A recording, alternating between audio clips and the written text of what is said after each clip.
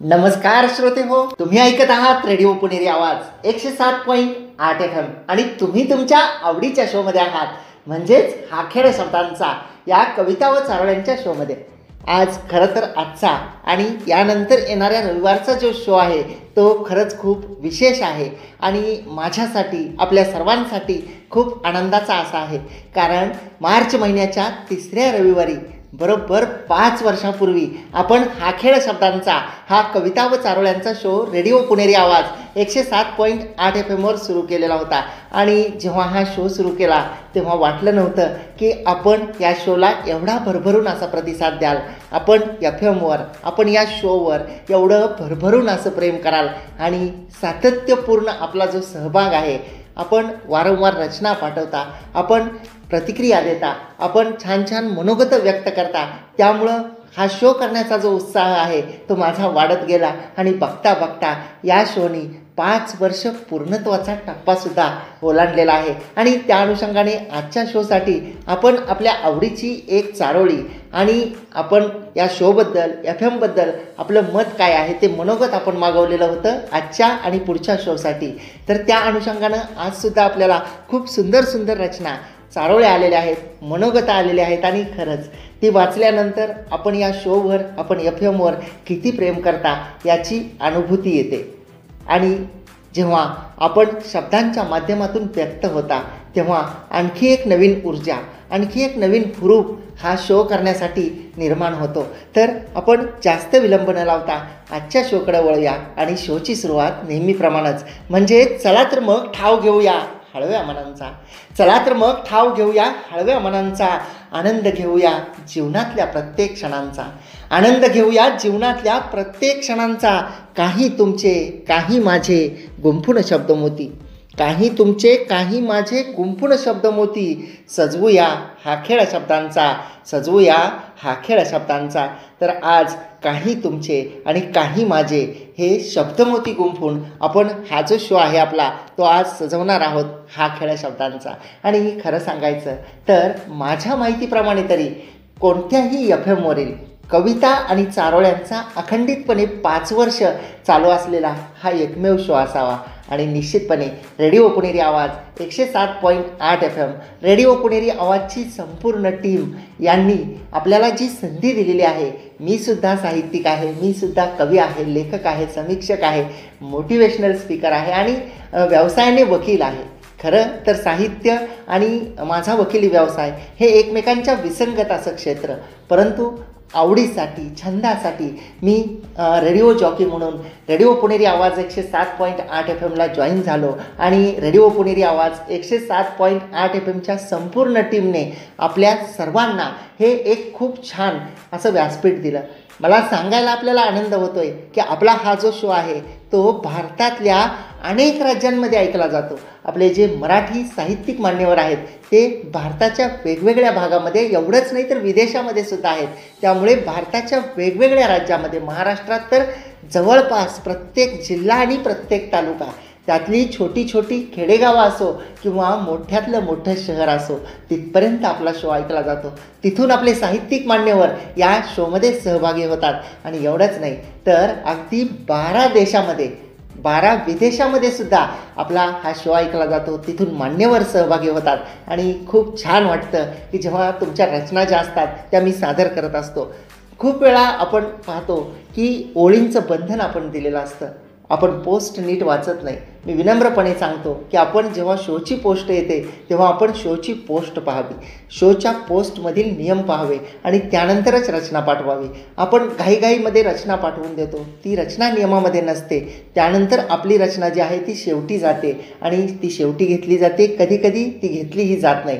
त्यामुळं सर्वात अगोदर मी आपल्या सर्वांना विनंती करेन की आपण जेव्हा शोमध्ये सहभागी होत असता तेव्हा आपण जरूर त्या शोची पोस्ट काळजीपूर्वक वाचावी. कारण आपल्या कधी चारोळींचा उपक्रम असतो, कधी 8 ओळींचा उपक्रम असतो, कधी चित्रचारोळी असते, चित्रकविता असते. अशा वेगवेगळ्या प्रकारचे आपले जे उपक्रम आहेत ते आपण घेत असतो. आणि या 5 वर्षाच्या कालावधीमध्ये कोणतंही संकट आलं, जसं की कोरोना महामारीचं संकट असो, योग दिन असो, एवढंच नाही तर वेगवेगळे उत्सव, वेगवेगळ्या प्रकारचे दिवस हे सर्व आपण आपल्या या शोच्या माध्यमातून साजरे केलेले आहेत.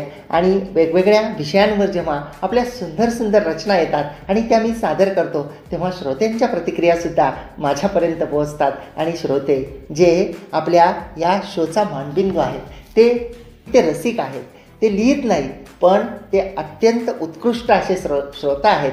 आणि ते ऐकतात, ते त्रुटी काढतात, ते हा शो आणखी चांगला होण्यासाठी ते मार्गदर्शनसुद्धा करतात.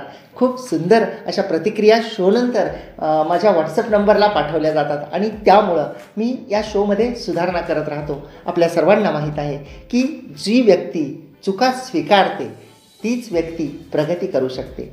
ज्या व्यक्तीला आपली चूक दाखवलेलं आवडत नाही ती व्यक्ती कधीही प्रगती करू शकत नाही. कारण चूक हा मानवी स्वभाव आहे आणि त्यामध्ये बदल करणं, त्यामध्ये सुधारणा करणं हे जर सवय आपण लावून घेतली तर निश्चितपणे आपण आपली प्रतिभा जी आहे ती आणखी जास्त उंचावू शकू. आपल्याला माहीत आहे की आपला FM जो आहे ज्यावर मेडिटेशन, कला, क्रीडा, साहित्य, शिक्षण, ज्ञान, मनोरंजन यासह अनेक वेगवेगळ्या विषयावरचे कार्यक्रम असतात आणि श्रोते त्याचा मनमुराद असा आनंद घेत असतात. आणि या जे कार्यक्रम असतात यापैकीच आपला हा जो शो आहे तो म्हणजे हाखेड शब्दांचा. आणि खरं सांगायचं तर हा शो 5 वर्षे पूर्ण करत आहे. यावर आत्तासुद्धा विश्वास बसत नाही. खूप वेळा अडचणी आल्या, खूप वेळा प्रॉब्लेम्स आले, काही वेळा नाईलाजास्तव शो रद्द करावा लागला, कधी वेळेअभावी, कधी प्रकृतीच्या कारणावरून. परंतु ज्याच्या वेळी शो रद्द करावा लागला त्यावेळी एक मनाला खंत लागून राहिली की आपले श्रोते जे आहेत ते वाट पाहत आहेत, आपले साहित्यिक मान्यवर जे आहेत ते वाट पाहत आहेत. आणि आपण अनेक वेळा मेसेज करून विचारलंसुद्धा की आज शो नाही का. आणि जेव्हा आपण आज शोसाठी कोणता शब्द आहे, आज शो नाही का, हे शब्द जेव्हा आपण व्हॉट्सअपच्या माध्यमातून उच्चारता त्यावेळी खरंच आपलं जे FMवरचं प्रेम आहे, आपलं जे शोवरचं प्रेम आहे ते त्यातून जाणवतं आणि पुन्हा एक नवी उभारी जी आहे ती शो करण्यासाठी मिळते. अनेक मान्यवर जे आहेत ते माझ्या परिचयाबद्दलसुद्धा विचारत असतात. आणि खरं सांगायचं तर आपल्या एवढ्या सुंदर सुंदर रचना असतात, आपले त्या रचनेमधले शब्द असतात, त्याचं विश्लेषण करायचं असतं, वेळेचा अभाव असतो. त्यामुळं मी प्रत्येक शोमध्ये किंवा फार क्वचित परिचय देतो. आणि जसं की आता वर्धापन दिनाचं औचित्य आहे, आपण भरभरून असं माझ्या आवाजाबद्दल लिहिलेलं आहे. रेडिओ पुणेरी आवाज 107.8 FM लिहिलेला आहे. त्यामुळे याचं औचित्य साधून मी एक माझा अल्पपरिचय देत आहे. माझं नाव ॲडव्होकेट कैलास महारुद्र नाईक असं आहे. मी मोहोळ जिल्हा सोलापूर येथे राहतो आणि तिथं प्रॅक्टिस करतो. मोहोळ आणि सोलापूरला 1992 मी कथा, कविता आणि लेख लिहित होतो. दयानंद विधी महाविद्यालय सोलापूर येथे विधिगंध नावाचे मी भित्तीपत्रक चालू केलेले होते 1993ला. फक्त तुझ्यासाठी, तू आणि मी हे माझे 2 चारोळी संग्रह आहेत. विहार नावाचा माझा प्रातिनिधिक कविता संग्रह आहे. श्वास तू माझा या नावाने कविता व चारोळ्या लेखन जे आहे ते मी करतो, श्वास तू माझा या नावाने. आणि आकाशवाणीवरून अनेक वेळा कविता वाचन झालेलं आहे. अमेझॉन किंडले या वेबसाईटवर श्वास तू माझा या नावाचं माझं चारोळी संग्रह आहे. अखिल भारतीय मराठी साहित्य संमेलन, बडोदा, गुजरात व उस्मानाबाद येथे निमंत्रित कवी म्हणून कविकट्ट्यावर मी कवितांचं सादरीकरण केलेलं आहे. जळगाव येथील अखिल भारतीय OBC साहित्य संमेलनामध्ये निमंत्रित कवी म्हणून मी सादरीकरण केलेलं आहे. तसेच व्हॉट्सअपचे अनेक ग्रुप असतील, फेसबुक असेल, इंस्टाग्राम असेल, शेअर चॅट असेल, नोजोटो असेल, या पेजवर मी लेखन करतो. कोर्ट कचेरी नावाचा यूट्यूब चॅनल आहे माझा आणि त्या यूट्यूब चॅनलवर कायद्याची मोफत माहिती जी आहे ती दिली जाते. आणि RJ कैलास नावाचा कवितांचा यूट्यूब चॅनल आहे. फेसबुक पेजेस आहेत आणि प्रतिलिपी या सोशल मीडियावर देशविदेशात प्रसिद्ध असलेले जे पेज आहे आपल्या सर्वांना माहीत आहे प्रतिलिपी. तर त्या प्रतिलिपी पेजवरील 2018 सालातील हजारो लेखकांच्या आणि कवींच्या मधून टॉप लेखकांच्या यादीत 10वा क्रमांक मी प्राप्त केलेला होता. आणि प्रतिलिपी पेजवर जवळपास 2 लाख वाचक आहेत आणि 2,500च्या आसपास फॉलोअर आहेत. प्रतिलिपी राजभाषा महोत्सवाचा 2020चा मी अध्यक्ष होतो. लेखक परीक्षण करतो आणि जे मोटिवेशनल स्पीच असतात ते सुद्धा मी देतो. प्रेरणादायी व्याख्याने. जायंट्स ग्रुप ऑफ मोहोळचा मी अध्यक्ष होतो आणि 92 जे आहे ते लेखनाचा प्रवास हा चालू आहे. रेडिओ पुणेरी आवाज 107.8 FM खरं तर या FM ने मला एक रेडिओ जॉकी म्हणून एक नवीन ओळख दिली गेल्या 5 वर्षापूर्वी. त्यामुळे खरंच मी त्यांचा खूप मनःपूर्वक आभारी आहे. आणि कधी वाटलं नव्हतं की आपण रेडिओ जॉकी होऊ. आणि त्यामुळं जे FMनं मला संधी दिली त्या अनुषंगानं हा शो सुरू करताना एवढाच विचार मनामध्ये होता की हा शो हा आपल्या भारतातल्याच नाही तर विदेशातल्या सुद्धा आपल्या साहित्यिक मान्यवरांपर्यंत पोहोचला पाहिजे. भारतातल्या अगदी छोट्यातल्या छोट्या खेड्यापर्यंत पोहोचला पाहिजे. जे नवोदित साहित्यिक आहेत त्यांना त्यांच्या हक्काचं एक व्यासपीठ मिळालं पाहिजे. आणि हा उद्देश, हे ध्येय समोर ठेवून हा आपण शो सुरू केलेला होता 5 वर्षापूर्वी. आणि 5 वर्षानंतर जेव्हा मागे वळून पाहतो तेव्हा खरंच हे जे आपलं ध्येय होतं हे थोडंफार तरी साध्य झालेलं आहे असं वाटतं. आणखी खूप सारं काही करायचं आहे. अनेक नवोदित लेखकांना, कवींना, मान्यवरांना लिहितं करायचं आहे, बोलतं करायचं आहे, त्यांना या व्यासपीठावर आणायचं आहे. आणि या व्यासपीठाच्या माध्यमातून त्यांचं नाव जे आहे ते जगाच्या कानाकोपऱ्यामध्ये आपल्याला पोहोचवायचं आहे. आणि त्यासाठी आपण नेहमी प्रयत्नशील असतो. आपला रेडिओ पुणेरी आवाज 107.8 FM हा आपल्याला संधी देत असतो. खूप मोठं व्यासपीठ आहे हे. तर या शोचा रेडिओ जॉकी गेल्या 5 वर्षापासून असल्याचा मला खरंच खूप अभिमान आहे. या शोने, रेडिओ जॉकी या उपाधीने खरंच म्हणजे मला भरून येतं आहे की एक नवी ओळख जी आहे, प्रत्येकाला आपली एक ओळख हवी असते, आयडेंटिटी हवी असते, तर ती मला या आपल्या FMने दिली. आणि श्री सिद्धरामेश्वर मानव विकास प्रतिष्ठान सोलापूर यांच्यामार्फत शैक्षणिक क्षेत्रात उल्लेखनीय कार्यासाठी दिला जाणारा शहीद अशोक कामटे पुरस्कार हा सुद्धा मला मिळालेला होता. आणि अनेक सामाजिक उपक्रमामध्ये मी सहभाग नोंदवतो. युवा जागृती मंचच्या माध्यमातून सामाजिक कार्यामध्ये माझा छोटासा सहभाग असतो. आणि कुटुंबातील वाढदिवस जे आहेत सर्वांचे ते मी नेहमी वेगवेगळ्या वसतिगृहांमध्ये करतो, अनाथाश्रमामध्ये साजरे करतो. अन्नदान, वस्त्रदान, केलेल्या गोष्टी सांगू नये म्हणतात, परंतु ह्या सांगण्याची गरज यासाठी असते की आपण टाकलेलं एक पाऊल आणि आपण ते इतरांना जर सांगितलं तर त्यातले काही लोक तरी अनुकरण करू शकतील. आणि त्यामुळं आपला सामाजिक कार्यामध्ये एक छोटासा खारीचा जो वाटा आहे तो आपण सुद्धा उचलू शकू. बऱ्याच वेळा आपल्याला माहीत असतं परंतु ते आपल्या लक्षात नसतं. असे काही प्रसंग पाहिले, काही गोष्टी ऐकल्या तर एक नवी ऊर्जा, नवी प्रेरणा मिळते. म्हणून ह्या गोष्टी सांगण्याचा मी प्रयत्न केला. आणि जे आपले FM आहे त्या FMवर रेडिओ जॉकी म्हणून काम करत असताना खूप साऱ्या अडचणी, म्हणजे कविता जेव्हा यायच्या तेव्हा त्या कवितांमधलं विश्लेषण, त्याचं सादरीकरण, काही मराठी शब्द खूप अवघड असायचे. आणि मी सुद्धा माणूस आहे, मला काही सर्व गोष्टी माहीत आहेत असं नाही. तर मी त्या गोष्टींचे अर्थ शोधायचो की या शब्दाचा अर्थ काय. आपल्याला माहीत आहे की मराठीमध्ये असे खूप सारे शब्द आहेत की ज्याचा अर्थ आपल्याला माहीत नसतो. मग आपण त्याचं विश्लेषण कसं करणार. तर त्यासाठी मी गुगलवरून सर्च करायचो, त्याची माहिती घ्यायचो.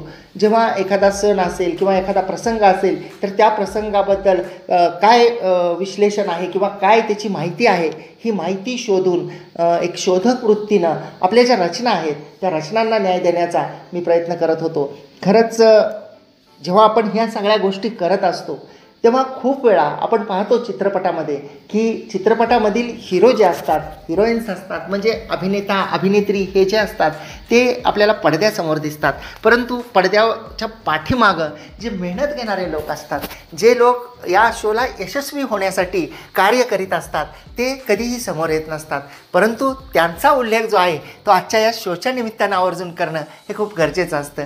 त्यामध्ये रेडिओ पुणेरी आवाज 107.8 FMची जी टीम आहे, जे सर्व टेक्निशियन्स असतील, शो आपला ब्रॉडकास्ट करण्यासाठी जी तिथली मंडळी आहेत ते असतील, त्यानंतर RJ तेजस्विनी जी असतील, रचना मॅडम असतील, आदरणीय राकेशजी असतील, आणि सर्वात महत्त्वाचं की ज्यांनी आपल्या सर्वांना हे सुंदर असं व्यासपीठ दिलं त्या FM प्रमुख दीदी असतील, तर त्या सर्वांचे आभारसुद्धा मी आजच्या या निमित्तानं मानतो. आणि खरंच की संधी मिळणं हे खूप गरजेचं असतं. जेव्हा संधी मिळते तेव्हा आपण सादरीकरण करू शकतो, आपण सर्वांना एका व्यासपीठावर आणू शकतो. आणि हे व्यासपीठ खूप मोठं झालेलं आहे. आणि निश्चितपणे हे मोठं करण्यासाठी तुम्ही सर्व साहित्यिक मान्यवर आणि तुम्ही सर्व श्रोते यांचा खूप मोलाचा वाटा आहे. कारण तुमच्याशिवाय हे शक्य नव्हतं. त्यामुळं आपण हा 5 वर्षाचा जो टप्पा आहे, हा 5 वर्षाचा टप्पा आपण पूर्ण करू शकलो. आणि हा 5 वर्षाचा टप्पा पूर्ण करत असताना